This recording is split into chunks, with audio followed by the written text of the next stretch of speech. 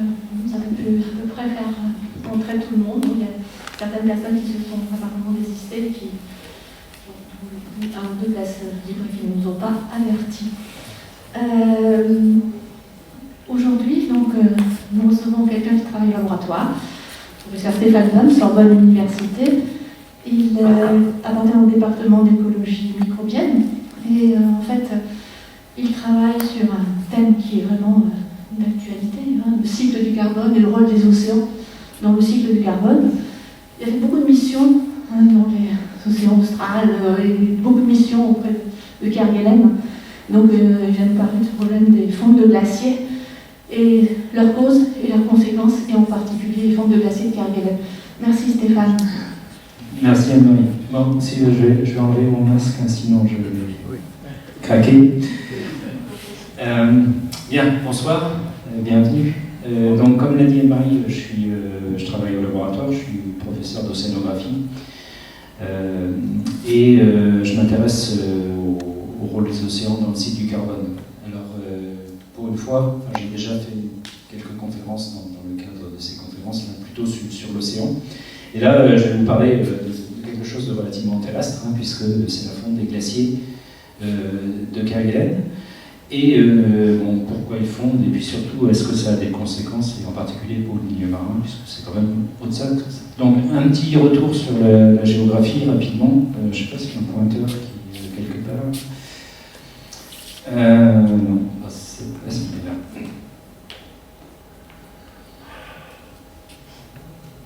Mais il n'y a pas de pile.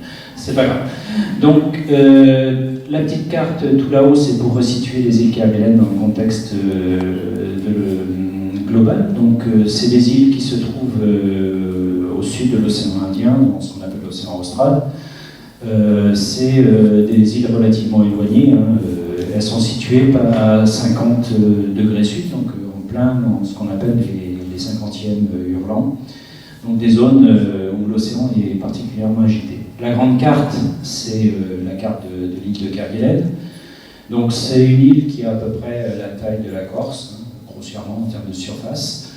Comme vous pouvez le voir sur la carte, c'est quelque chose d'extrêmement découpé.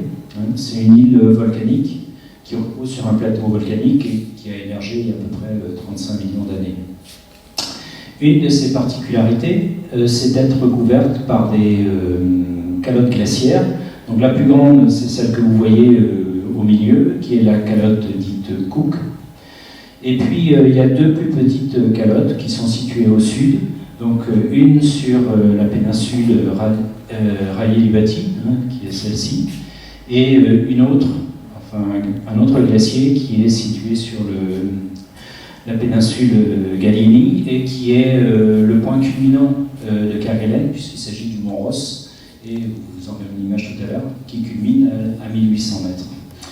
Donc, ces glaciers, en particulier, on va s'intéresser surtout aujourd'hui, je vais vous parler surtout de la calotte et des glaciers qui s'écoulent de cette calotte, et en particulier du glacier qui s'écoule vers le sud, qu'on appelle le glacier Ampère. Donc, cette photo a été prise en 1975, donc c'est au début en fait des études de glaciologie sur Kerguelen par des glaciologues. Et vous voyez au premier plan une rivière, vous allez la revoir tout à l'heure. Et puis à l'arrière-plan de la photo, vous voyez clairement le glacier. Donc ça c'est dans les années 75, et ça c'est la même photo, enfin le même angle pris en 2016. Vous voyez toujours la rivière, vous voyez plus le glacier. Donc en 40 ans, l'énorme masse de glace là, que vous voyez sur l'arrière a complètement disparu. On peut le visualiser un petit peu en bidouillant. Voilà, j'ai refait à la main le glacier par-dessus. Donc en fait, ce qui reste, ce qu'on voit, les petites montagnes de pierres, là, c'est ce qu'on appelle les moraines, les lignes de moraines, c'est l'avancée maximale du glacier. Et depuis, ce glacier a reculé, et donc évidemment, son recul est très spectaculaire. Il a reculé vraiment énormément en 40 ans. Tout à l'heure, vous verrez d'autres images pour vous rendre compte de la masse de glace qui a disparu. Les collègues qui font de la glaciologie et s'intéressent au glacier de Kerguelen ont essayé de reconstituer un petit peu la taille du glacier au cours des âges. Donc alors c'est pas des données, hein, ils font ça avec des modèles numériques. La carte qui est complètement à gauche, c'est le glacier tel qu'il était probablement autour des années 1400-1600, c'est-à-dire pendant ce qu'on appelle le petit âge glaciaire en Europe, donc une période relativement froide. Et ça correspond probablement à l'extension maximale du glacier pendant la période qu'on appelle la période chaude, hein, bien sûr pas aux époques glaciaires. Le milieu, c'est 1963, donc c'est à peu près l'époque de la photo que je vous ai montrée tout à l'heure.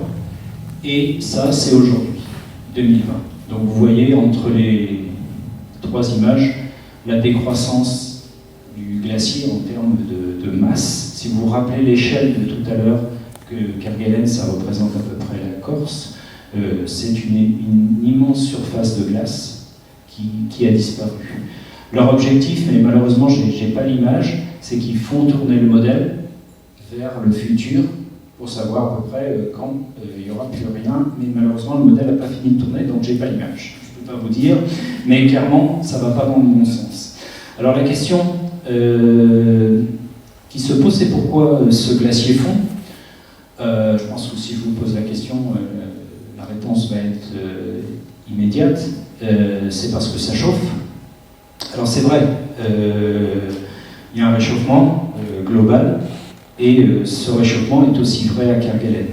Et ça se voit si on regarde l'enregistrement des températures à la station de Port-au-Français, à Kerguelen. C'est la courbe en rouge. Donc là, c'est depuis qu'il y a des données de température, de 52 à 2012. C'est la courbe rouge. Donc vous voyez qu'au début, là, bon, c'est un peu bruité. Et puis à partir des années 60, la température monte relativement de manière constante. Ça a été brutal dans les années 70. Et puis depuis, ça continue à monter régulièrement, bien sûr avec du bruit, hein, des variations, c'est normal, mais c'est indiscutable, la température augmente. Si la température augmente, ça veut dire que effectivement ça contribue à faire fondre la glace. Mais en fait, à Kerguelen, si le glacier fond si rapidement, c'est pas seulement dû au fait que ça chauffe. L'autre facteur qui aggrave la situation, c'est la courbe bleue. Et la courbe bleue, ça représente les précipitations, c'est-à-dire ce qui pleut, ce qui tombe à Kerguelen. Et on voit en fait que cette courbe, au début, elle marche à peu près avec la courbe de température, mais que depuis les années 70, la courbe a tendance à décroître. C'est agaçant que je n'ai pas le pointeur, mais elle a tendance à décroître, c'est la dernière partie. Donc en fait, s'il y a moins de précipitations, ça veut dire que vous déposez moins de neige sur le glacier pendant l'hiver, vous en faites fondre plus pendant l'été, et donc le bilan est 2 fois plus négatif, si on peut dire. Donc le glacier de Kerguelen, en fait, il fond, et c'est un des glaciers qui recule le plus vite au monde. Ils font parce que c'est plus chaud, mais ils font aussi parce qu'il y a moins de pluie. Et ça, c'est d'une part la conséquence du changement global, on va dire, plus une perturbation qui est plus régionale au niveau de Kerguelen ou de l'océan austral, qui est le fait que, aussi lié au changement climatique, les vents d'ouest, les vents puissants, hein, les 50e hurlants, ont tendance à se décaler vers le sud. Et donc il y a moins de dépression avec les tempêtes, les pluies qui passent sur Kerguelen. Elles passent plus au sud, et donc Kerguelen est moins arrosée, et donc moins de neige, moins de glace. Donc ça, c'est la cause en fait, de la fonte du glacier de Kerguelen. C'est température et pluie. Alors maintenant, pourquoi, en tant qu'océanographe, on vient s'intéresser au glacier de Kerguelen, puisqu'à priori c'est un autre sujet de recherche. Alors la raison, alors peut-être vous avez déjà vu cette image si vous êtes venu dans une des confs que j'ai pu donner ici, c'est une image de l'océan de la région de Kerguelen. Donc Kerguelen, c'est en gris, vous reconnaissez l'île, et les couleurs, ce que ça représente, c'est grossièrement, alors c'est des fausses couleurs, hein, c'est vu par le satellite, c'est la quantité de phytoplancton qui est dans l'eau. Donc plus c'est rouge, plus il y a de phytoplancton, de micro-algues. On a découvert ça, c'est à peu près en même temps que les satellites, il y a maintenant à peu près 25 ans. Donc on a découvert cette zone qui est une espèce d'oasis dans l'océan austral, parce que si vous regardez tout autour, la mer est toute bleue en quelque sorte, c'est-à-dire qu'il y a très peu de phytoplancton. Cette grande surface très riche en phytoplancton, dans la région, c'est très important parce que c'est le début de toute une chaîne trophique qui conduit, par exemple, aux grandes populations de manchots qui sont à Kerguelen. C'est également ce qui soutient, par exemple, les grands mammifères marins, comme les éléphants de mer. Donc ça a vraiment un fort impact sur tout l'écosystème et ces espèces un petit peu emblématiques. Et d'un autre côté, du côté des ressources, c'est aussi ce qui soutient, par exemple, les populations de légines, hein, ces poissons très demandés et qui sont très pêchés autour de Kerguelen. Donc, ce qu'on appelle ce bloom, hein, cette floraison de phytoplancton autour de Kerguelen, c'est quelque chose d'extrêmement important pour l'île. Et l'ensemble de ces choses-là est maintenant reconnu dans une réserve, la réserve marine des Taffes de Kerguelen. Et c'est quelque chose aussi qui a été classé récemment au patrimoine mondial de l'UNESCO. Donc c'est réellement une région à haute valeur ajoutée. Et le point de départ de tout ça, c'est cette zone qui est très riche en phytoplancton. Alors la cause de cette grande région, on l'a trouvée il y a maintenant une quinzaine d'années. En fait, on a compris que si c'était si riche et à côté si pauvre, c'est parce que dans les zones riches, il y avait en fait beaucoup de fer. L'océan austral est carencé en fer, le phytoplancton n'arrive pas à pousser parce qu'il manque de fer, à diminuer en quelque sorte. Si on lui en met plus, il pousse, et c'est exactement ce qui se passe à Kerguelen. La question, par contre, qu'on se pose depuis ces 15 ans, et qu'on n'a pas complètement résolue, c'est d'où vient ce fer. Alors, on a testé différentes hypothèses, on a beaucoup cherché en mer, en fait, autour de Kerguelen, et il nous manque toujours un petit morceau de l'histoire. Alors finalement, on a décidé de se tourner un petit peu vers Kerguelen et de se demander si la source de fer, ou une partie de la source de fer, n'était pas l'île elle-même. Et quand on regarde maintenant des nouvelles images produites par les nouveaux satellites, par exemple européens, hein, qu'on appelle Sentinelle, qui sont assez extraordinaires, alors évidemment, il faut qu'il n'y ait pas de nuages, mais par exemple, sur cette carte, donc c'est une partie de Kerguelen, c'est le sud-ouest, et ce que vous voyez tous les fjords, et à la sortie de certains fjords, vous voyez ces grands panaches, alors qui sont ici verdâtres. On en voit un, celui-ci, qui correspond exactement à une vallée qui arrive du glacier du Mont Ross. On en voit une très grande là-bas, au milieu, qui arrive du glacier de la calotte Cook. Et puis on en voit une autre complètement sur la gauche, qui arrive des glaciers de la péninsule rayée du Baltique. Donc, ces panaches, en fait, c'est des quantités c'est de la matière en suspension. Et donc, notre idée était de se dire, est-ce qu'une partie du fer fertilisé autour de Kerguelen ne vient pas de ces panaches-là? Et donc, pour répondre à cette question, on a monté un projet à Kerguelen avec des collègues ici, dont certains sont, 2 au moins sont dans la salle, là-haut, pour aller faire une expédition, essayer de regarder cette matière, est-ce qu'elle est riche en fer, d'une part, et d'autre part, est-ce que cette matière est capable de stimuler, par exemple, des micro-organismes marins, à cause du fer qu'elle contient. Alors pour faire ça, eh bien, on avait décidé de s'attaquer au glacier Ampère pour plusieurs raisons. Alors ça, c'est une image satellite, pareil. Alors c'est en octobre, donc Kerguelen est encore couvert de neige, mais on voit bien la mer est ici. Donc c'est le fond d'une baie, et puis après vous avez des lacs. Et donc on a choisi cette région parce que c'est un site où on peut, alors c'est assez éloigné sur Kerguelen, mais c'est un site où il y a un petit hébergement, donc qui permet d'aller travailler. Et puis c'est un site où on peut accéder à des lacs impactés par la glace, c'est ceux qui sont vraiment marrons, et puis des lacs qui éventuellement sont moins impactés par la glace. Et donc notre idée était un peu de comparer la matière dans ces lacs, et ensuite de voir comment les micro-organismes réagissaient. Alors pour faire ça, il faut aller sur le terrain. Alors Kerguelen, bon, c'est relativement loin. Donc on a le site qui s'appelle le site de la Mortadelle. Donc il est il était au voisinage immédiat du glacier, dans les années 60. Les cabanes ont été construites au bord du glacier.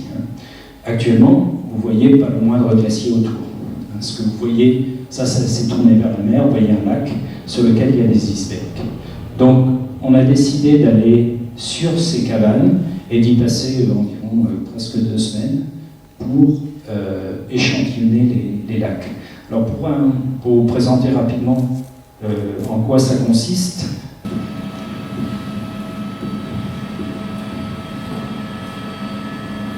donc ça c'est l'arrivée à Kerguelen. On a fait le trajet depuis l'île de la Réunion sur le Marais de Fresnes, je vous passe les 50e, et donc là on débarque en fait sur la base de Port-au-Français, qui est l'endroit où il y a des hébergements sur Kerguelen. Donc là on arrive sur ce qu'on appelle l'aéroport. En face, vous voyez le restaurant, le bar, tout en haut la poste, l'hôpital qui est complètement sur la gauche. Donc c'est là que vivent en fait, pour certains, c'est toujours occupé toute l'année. Mais nous, on participe à ce qu'on appelle des campagnes d'été, c'est-à-dire qu'on vient débarquer pour quelques jours. Alors tout de suite après, on a pris le bateau, c'était le 24 décembre, pour rejoindre la baie de la Table. Alors on prend un petit bateau qui fait 25 mètres, et on fait toute la côte sud de Kerguelen, qui est quand même très très très agitée, pour se rendre à la baie de la Table. Donc ça, c'est le réveillon de Noël, c'est pour ça que vous voyez sur le bateau. Et ça a été, le repas de Noël, je peux vous dire, a été extrêmement rapide, parce que c'est très très agité. Donc on a passé une nuit entière pour parcourir toute la... Ça c'est le petit déjeuner des collègues, on essaie de récupérer de la nuit. Et puis là on arrive dans les baies de la côte sud, donc la mer s'est calmée, il reste de la houle. Donc ça c'est le commandant de la Curieuse. Voilà le mont Ross, donc ça c'est un des glaciers, le point culminant de Kerguelen, qui lui aussi a beaucoup fondu. Ça c'est les monts Rayelibati, donc c'est les autres glaciers sur la côte sud. Et là on se dirige vers la baie de la Table, la fameuse table, donc, qui ressemble à la table de Cape Town, en Afrique du Sud. Et là on rentre dans un des estuaires, et vous voyez la couleur de l'eau, on voit bien le sillage du bateau. On voit cette matière en suspension qui est partout. Et c'est ça qu'on voit sur les images. Donc là, on se prépare à débarquer. Il y a donc, le bateau mouille dans une anse. Et ensuite, il y a environ 4 heures de marche pour rejoindre le refuge de la mortalité. Donc, débarquement. Sur la plage, là ça a des bonnes conditions pour débarquer, il n'y a pas de vagues. Et voilà le bateau. Et donc le bateau là nous laisse pour 12 jours et revient nous chercher dans 12 jours. Et donc là on part avec une partie du matériel. Alors tout le matériel scientifique a été déposé à l'avance par hélicoptère. Et là on emmène juste avec nous nos affaires perso et puis une partie du matériel soit qu'on a oublié, soit qu'il fallait emporter. Alors voilà la fameuse rivière que vous avez vue sur les photos. Donc vous voyez le glacier, il n'y en a pas de trace, donc on s'équipe parce qu'il faut traverser cette rivière. Il y a un câble et la température c'est 3 degrés.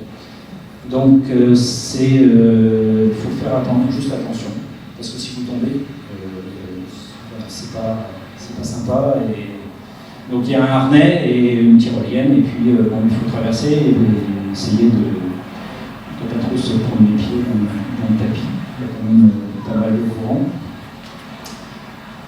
Donc là il y a quelques images. Bon, vous voyez le temps. Tout à l'heure je vous disais il peut moins à Kerguelen, il pleut moins, mais il pleut encore. On peut vous dire que c'est relativement humide.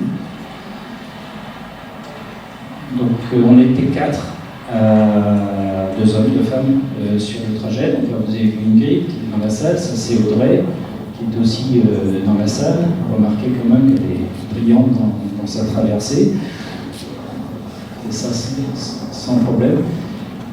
Et donc ça c'est moi, c'est beaucoup moins élégant. Mais bon là j'ai là. En plus c'est vraiment galère. Le matériel Décathlon ne vaut pas un cachou. Donc il pleut quand même beaucoup. Alors les cailloux, vous voyez là, c'est typiquement typiquement, les cailloux issus en bordure des glaciers, c'est des moraines, c'est des choses, voilà, une ligne de moraine qu'on traverse, c'est celle que vous voyez sur la photo tout à l'heure.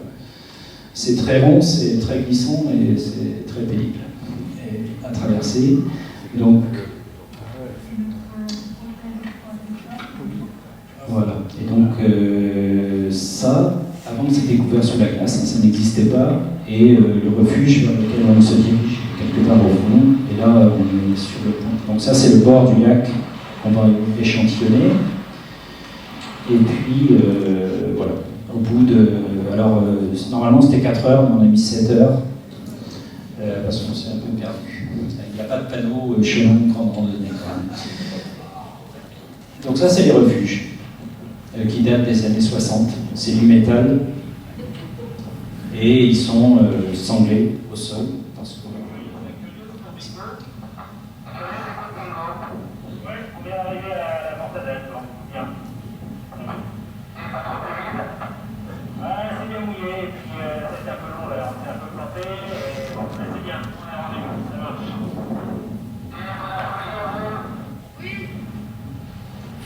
Donc là, bon, un petit œil sur l'intérieur. Bon, c'est des cabanes qui sont relativement spartiates. Donc il y a dans cette cabane, bon, je n'ai pas mis des images de l'intérieur, enfin, il y a une petite là, mais ouais, le bâton, merci Audrey. Voilà, on a l'intérieur de la cabane et une soupe en arrivant pour se réchauffer. Bien, alors une fois qu'on est rendu sur cette cabane, je vais revenir à mon diaporama, si je peux.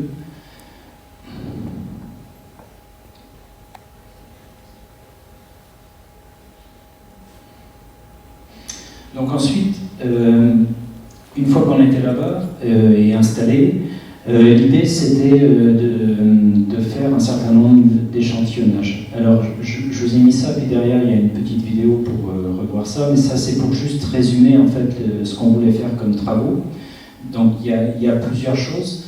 Donc complètement à gauche en fait, il y a une partie qui est une partie échantillonnage, c'est-à-dire qu'il faut se rendre jusqu'au lac pour y prélever. Alors c'est quelque chose qui est pas évident, parce que le paysage est, vous le voyez sur la photo là, c'est extrêmement escarpé. Il n'y a pas évidemment de cartographie très fiable. Donc bon, il y a une partie du chemin qui est connue, parce que les glaciologues ont travaillé, puis après il faut un peu chercher, donc on fait un peu des allers-retours.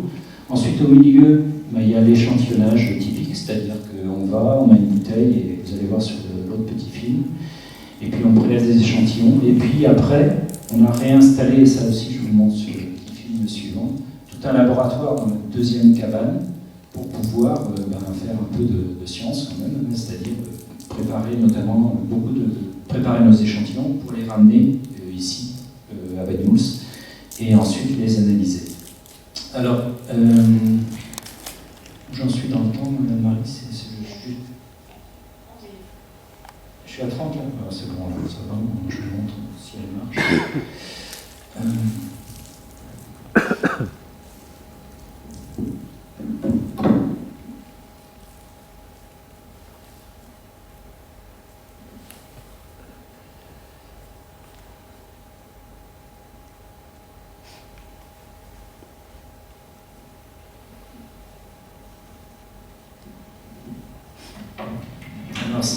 Ça, c'est l'installation du laboratoire. Donc, vous voyez, ça, c'est l'intérieur de la cabane, qui n'est pas la cabane d'habitation. La cabane d'habitation, elle est doublée en bois.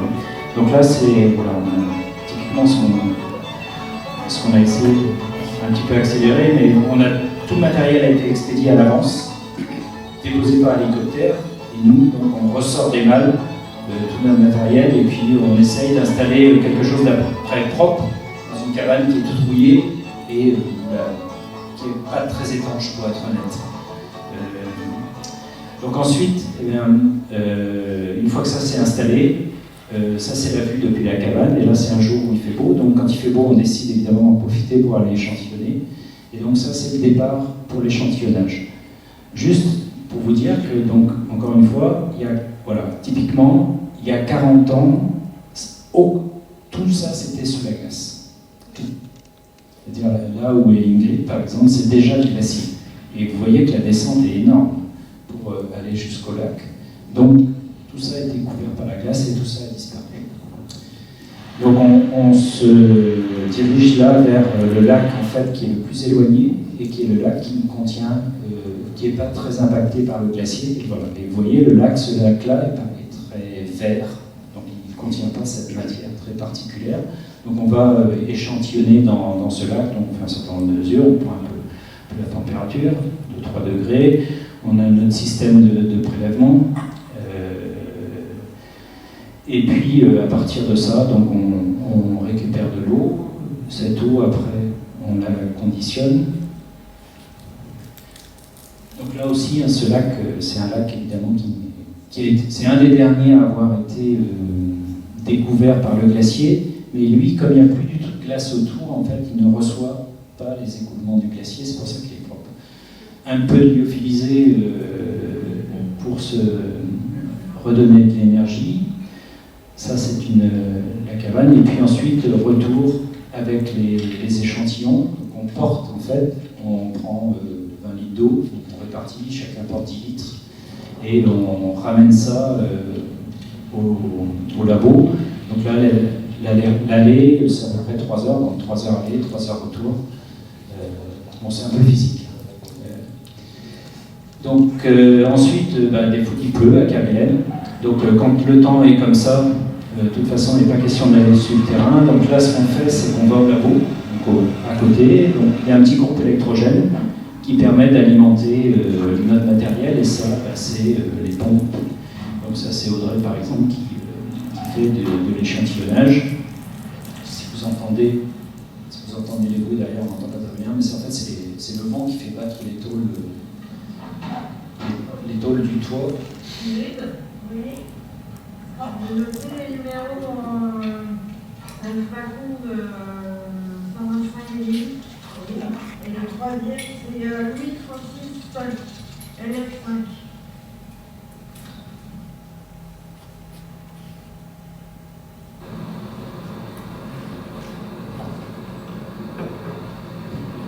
Donc ça, c'est le conditionnement de certains échantillons avant le retour.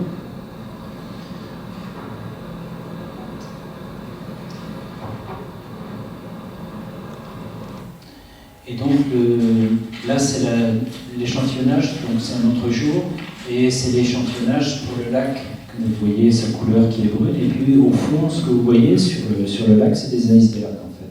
C'est-à-dire que le front du glacier relâche des icebergs, exactement comme la banquise en relâche dans la mer. Donc voilà les icebergs. Donc on voit, certains sont très blancs et d'autres sont très sales, et ils contiennent en fait de la poussière. Et donc tout autour, il y a cette roche qui a été érodée par les glaciers. Et vous voyez dans le bidon, là, en bas, là, où il y a déjà un prélèvement qui est fait, cette couleur très, très brune de l'eau. Donc les échantillonnages, c'est un petit peu compliqué dans ces rivières, mais bon, ça s'est relativement bien passé. Et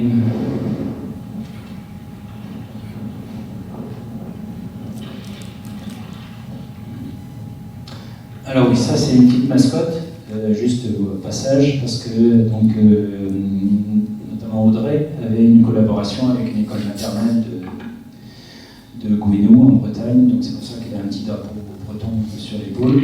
Et donc ils suivaient l'expédition au travers de cette mascotte en fait, qui leur racontait un petit peu ce qu'on y faisait. Donc là on fait pareil, des filtrations, au lieu de les faire au laboratoire, on fait ça directement sur le terrain, parce que pour certains appareils, pour certains paramètres à mesurer, c'est plus important. Et puis, voilà, toujours pareil, la même chose qu'au labo. Donc un petit mur de pierre pour se protéger du vent. Et puis ensuite, raté. Et puis, bon, un petit casse-route avant de retourner vers le refuge.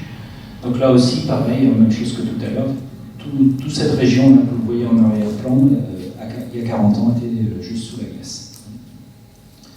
Ça, c'est l'échantillon dans le sac à dos. Et puis, ensuite, ensuite, direction le refuge, et il se trouve quelque part là-haut, sur la gauche. Donc il faut remonter toute la pente dans cette direction-là. Donc voilà à peu près ce qu'on a fait sur l'île, enfin, pendant 12 jours. Donc, ça c'est juste un petit clin d'œil pour les élèves de maternelle avec Grisic, c'était son surnom, sur son iceberg dans le lac.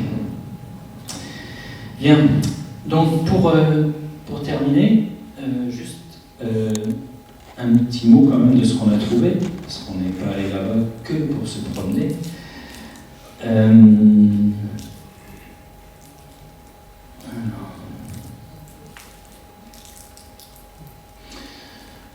Donc, une première image, si vous regardez là-haut, ce que vous voyez, c'est des filtres installés, des bouts de pas de papier, mais de matière sur lequel on recueille les particules.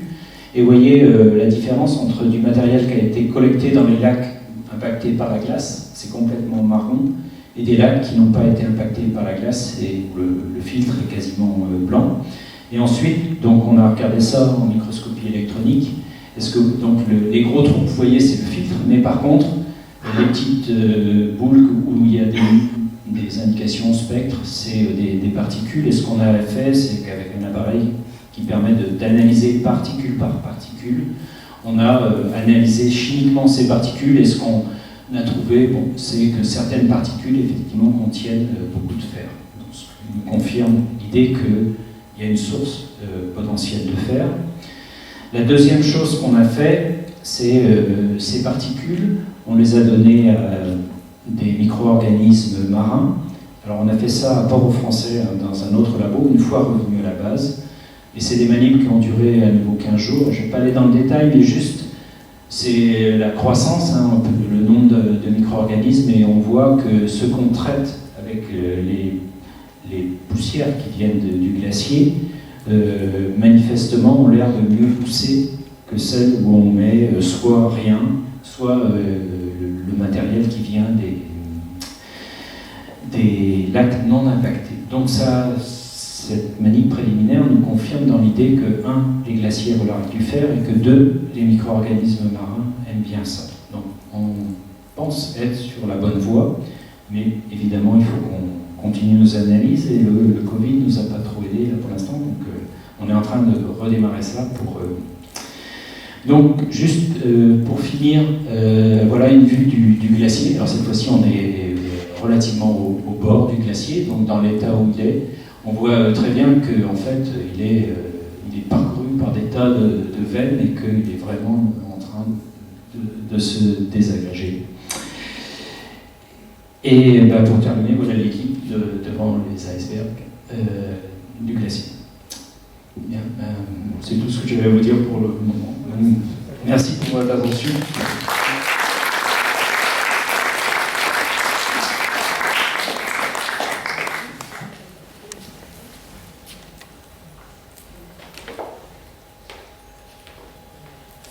Merci Stéphane.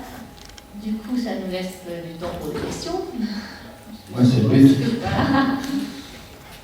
Vous en avez peut-être déjà. Voilà.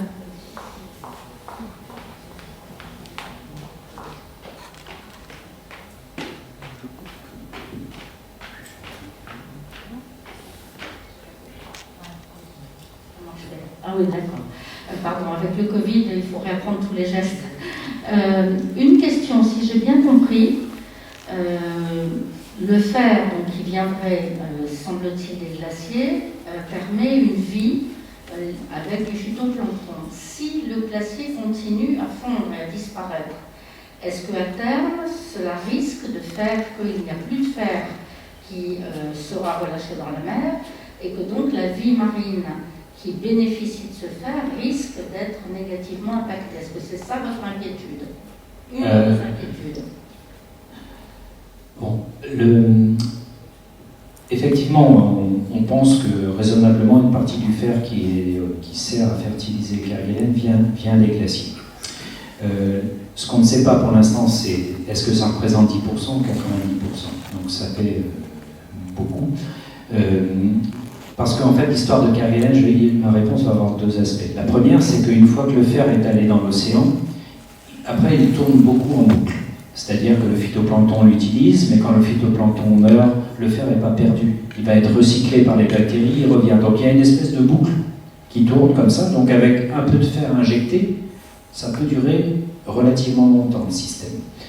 Donc la deuxième chose, c'est que le glacier, bon, même si le glacier contribue beaucoup à la source en fer, il fond, mais il y a encore une masse énorme de glace. La calotte Cook, bon, les deux autres, le Mont Ross et le Railly-du-Bâti, ils pourraient disparaître, je pense, assez rapidement, un peu comme les glaciers alpins. Par contre, la calotte Cook, c'est quand même une calotte au sens calotte comme la calotte polaire. Donc il y a une masse de glace qui est énorme. Et bon, je ne sais pas ce que vont donner les simulations, mais ça va, à la fin du siècle, il reste de la glace à Kerguelen. Enfin, ou alors. Donc je pense que la perspective de Kerguelen sans glace, elle est très longue. Donc je ne m'avancerai pas sur les conséquences que ça aurait sur l'écosystème, parce que d'ici là, il y aura beaucoup d'autres choses qui auront changé, comme la température de l'eau, les vents, l'acidification. Donc il y a plein d'autres facteurs qui modifieront l'écosystème de Kerguelen, qui vont aller probablement plus vite que le glacier, que la fonte du glacier. Mais oui, à terme, c'est pas impossible d'imaginer Kerguelen sans glacier.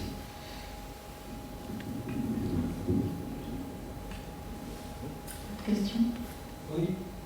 Pardon.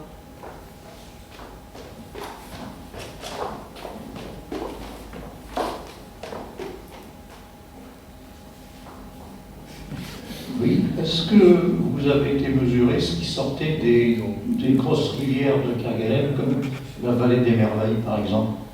Non, on n'est pas allé malheureusement dans la vallée des Merveilles. Mais en fait, la vallée des Merveilles, c'est similaire à là où on était, parce que c'est un autre glacier, c'est le glacier Neumann qui se déverse dans cette vallée. Et donc, en fait, c'est la même chose, c'est le même type de matériel.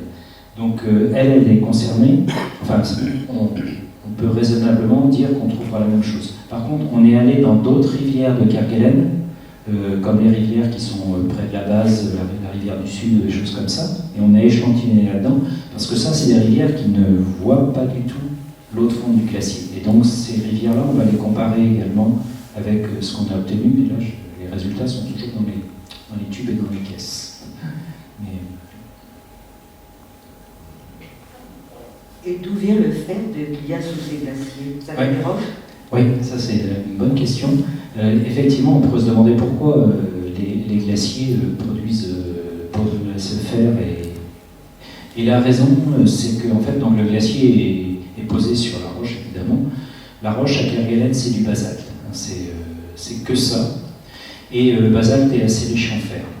Alors le mécanisme, c'est que à la frontière entre la roche et le glacier, il y a une couche en fait d'eau très fine qui est liée au fait que d'abord il y a de la pression, du poids, et puis ensuite il y a donc une fonte en fait locale, et donc c'est cette zone d'interface entre la glace et la roche qui dissout ou qui brise les particules et qui dissout le fer.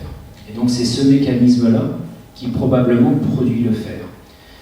Et l'eau, on connaît ça depuis longtemps.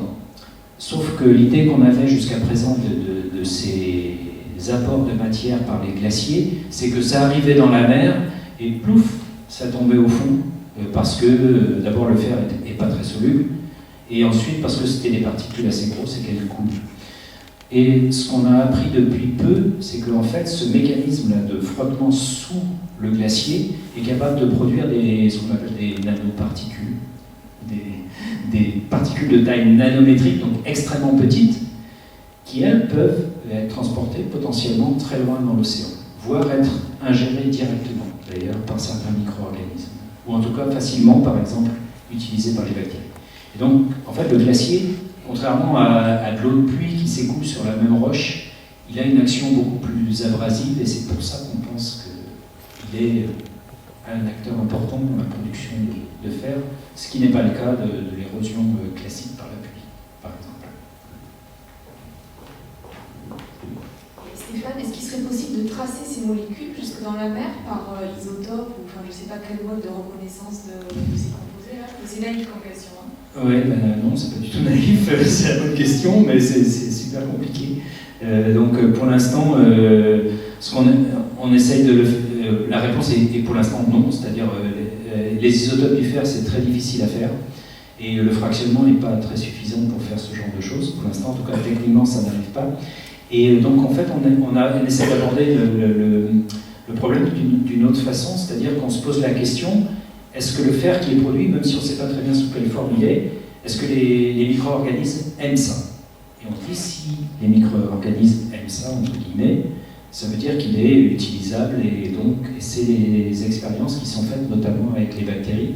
Et ce qu'on voit, c'est qu'il semble que ce fer-là soit accessible aux micro-organismes, et donc potentiellement puisse aider à la fertilisation.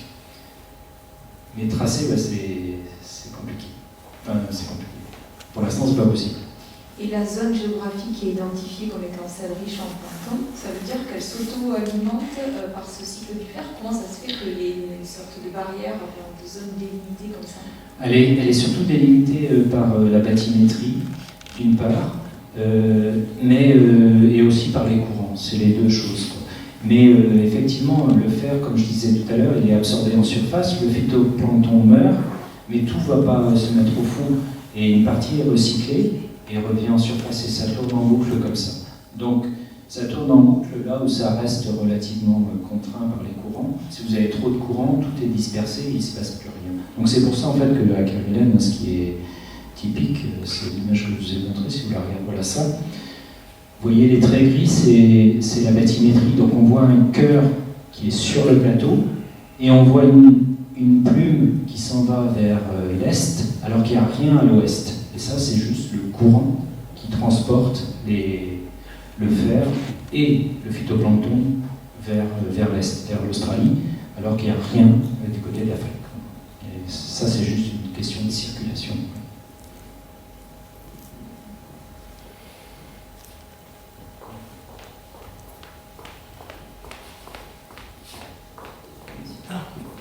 Oui, d'abord je voudrais dire que j'ai fait plusieurs missions évidemment à Kerguelen entre 1972 et 1985.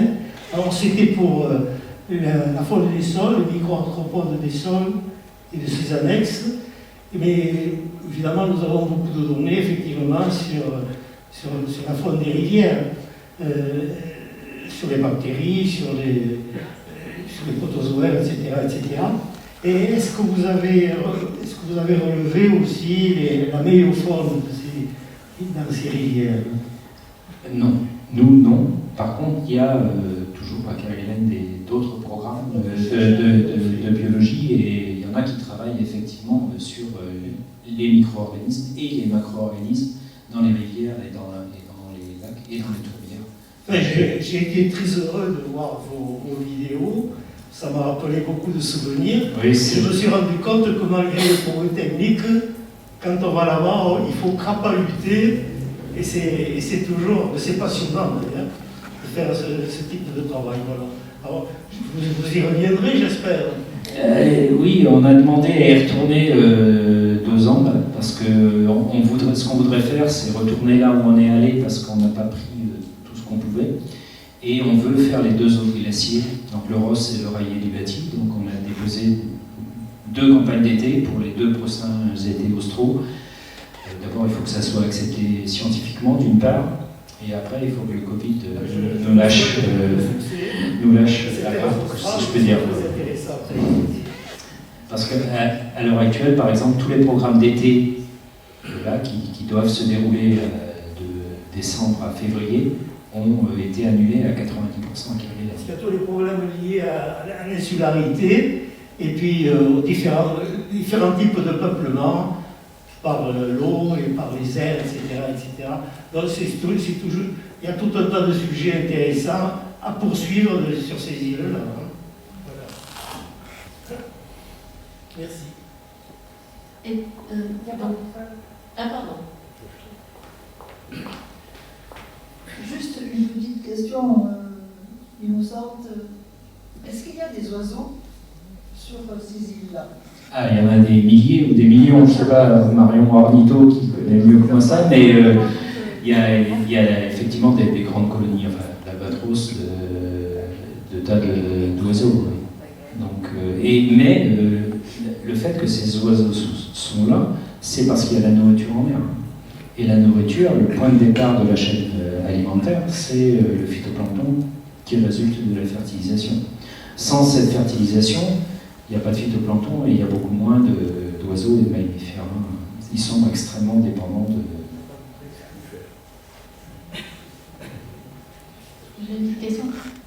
Tu t'es donc intéressé au fer, qui pourrait être un des métaux qui puisse induire ces pousses de phytoplancton, mais dans cet échantillon, tu as, je suppose, d'autres types de métaux ou d'autres qui pourraient aussi contribuer. Donc, qu'en est-il en fait?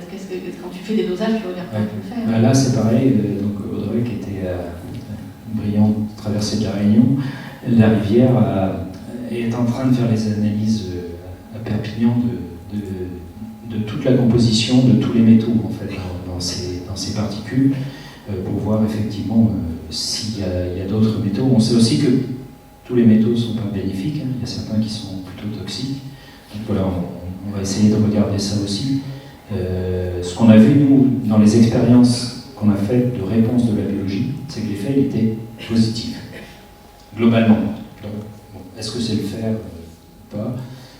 On n'a pas vu d'effet négatif de ces particules. Ça vous donne envie d'aller à Kerguelen le 24 décembre? Je pense que la curieuse, c'est une expérience unique qui mérite d'être vécue. Bon, merci Stéphane. Merci et bonne soirée. Merci à vous.